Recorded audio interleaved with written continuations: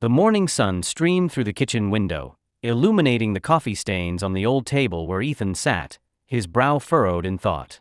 The air held a faint scent of burnt toast, a smell that had once made him smile.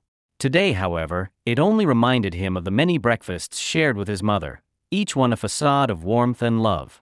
"Ethan, are you coming to help me with the garden?" His mother's voice cut through the quiet, laced with the kind of cheerfulness that felt forced. "Yeah, Mom, just a minute," he replied, his voice lacking enthusiasm. For weeks now, he had been feeling the weight of something he couldn't quite name, a darkness that seemed to grow heavier with each passing day. As he stood, he caught sight of the framed photo on the wall, a picture of him as a boy, grinning widely, standing beside his mother in their backyard. "Happy birthday, sweetie," she had exclaimed, her arms wrapped around him. Back then, it had been nothing but pure love. But now, that image twisted in his mind like a knife. The garden was a riot of colors, but as Ethan knelt to help his mother with the weeding, he couldn't shake the feeling that something was off. "Mom, do you remember when I wanted to join the soccer team in high school?" he asked, trying to keep the conversation light. "Of course. You were so excited," she replied, her hands deftly pulling weeds. But Ethan noted the slight hesitation in her voice, the way her smile faltered for just a second. "Yeah, but you said I should focus on my studies instead. I never got to play." He tried to keep the bitterness from his tone. "Oh honey, that was for your own good. You were so gifted academically. I only wanted what was best for you," she replied, her tone nurturing, but it felt tainted. Ethan's chest tightened.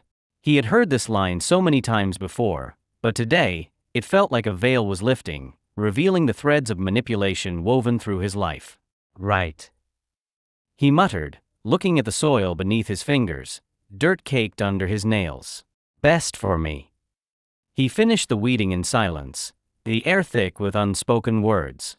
After they were done, he excused himself and went inside. As he sat on the couch, his mind raced. The thoughts began to form, sharper now, more defined. He had always felt his mother's influence, but now it felt suffocating, like a noose tightening around his neck.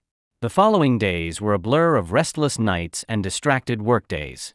Ethan's job at the marketing firm had been his first step toward independence, but every time he made a decision, a nagging thought crept in. Was it truly his choice, or had his mother orchestrated it from the shadows?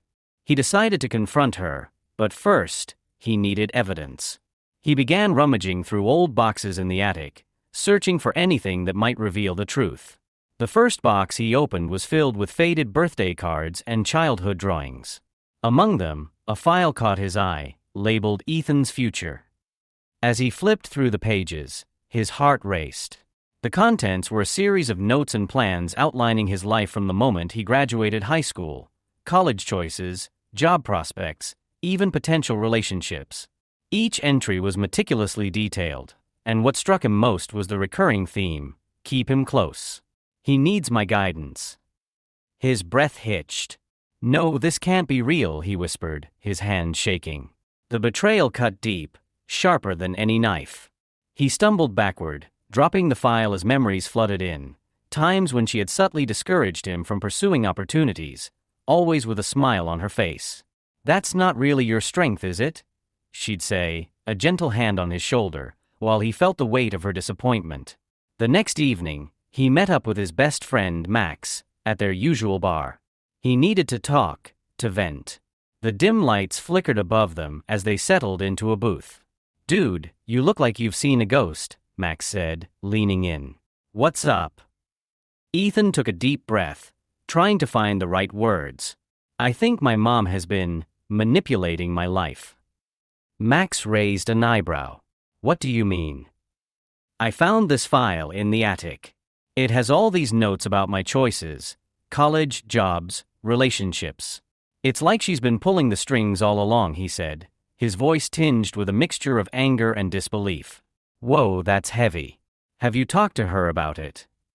Max asked, concern etched on his face. "Not yet. I don't even know how to bring it up," Ethan admitted, running a hand through his hair. "I feel like I can't trust her anymore." "You need to confront her, man. This is your life," Max urged, but Ethan could only nod, a knot forming in his stomach. After a few beers, Ethan felt emboldened, but the thought of facing his mother weighed heavily on him. That night, he replayed moments in his mind: his mother's laughter, her hugs, the way she had always been his biggest cheerleader. Had it all been a lie? The following week, Ethan continued his investigation, diving deeper into the financial records he had uncovered. The more he dug, the darker the truth became. He found discrepancies in his student loans, payments that seemed to vanish without explanation. "Mom!" he shouted one evening after dinner, his heart racing. She looked up from the sink, her hands dripping with soapy water. "We need to talk." She turned, her face a mask of innocence. "What is it, sweetheart? Why did you take out loans in my name? Why didn't you tell me?" The words spilled out, raw and unfiltered. Her expression shifted, and for a moment, he saw something cold beneath her maternal facade. "Ethan, I was trying to protect you." "Protect me? Or control me?" he shot back, his voice rising. "You've manipulated every decision I've made." Her eyes narrowed, the warmth draining from her tone. "You don't understand what's at stake, do you? I've done everything for you. You're not ready to face the world on your own." "Ready or not, I need to find my own way," he said, anger bubbling over. "You've kept me dependent on you, and I won't let you do it anymore." Her laughter echoed through the kitchen, a harsh, unsettling sound. "You think you can just walk away from me? You're nothing without me, Ethan." The truth of her words stung. The realization hit him like a cold wave. The life he had built was an illusion, a carefully crafted lie. "Maybe that's what you want me to believe," he retorted, his heart pounding. "But I'm done playing your game." He stormed out of the house, slamming the door behind him. The night air was crisp, the stars twinkling like distant promises. Ethan's legs carried him to the nearby park, where he sank onto a bench, his head in his hands. The weight of betrayal felt crushing, but beneath it lay a flicker of resolve. He had to break free from her grasp, to reclaim his identity. But the thought of losing his mother, the only family he had, felt like a knife twisting in his gut. As he sat in the darkness, his phone buzzed. A text from Sarah, his girlfriend, lit up the screen. "Hey, how are you? Want to talk?" Ethan hesitated, but he needed to reach out. "Can we meet? I need to talk about something important." Within the hour, they met at a small cafe, the atmosphere warm and inviting. Sarah's eyes sparkled with concern as she settled across from him, her hands wrapped around a steaming mug. "What's going on, Ethan?" she asked softly, her voice soothing. "I found out some stuff about my mom." "It's not good," he admitted, the words tumbling out as he recounted his discoveries. Her expression shifted from concern to disbelief. "That's awful. How could she do that to you?" "I don't know. I thought she was supportive, but it feels like she was just trying to keep me under her thumb," Ethan said, clenching his fists. "Have you thought about what you want to do?" Sarah asked gently. "I need to confront her again, but I'm terrified of what that will mean.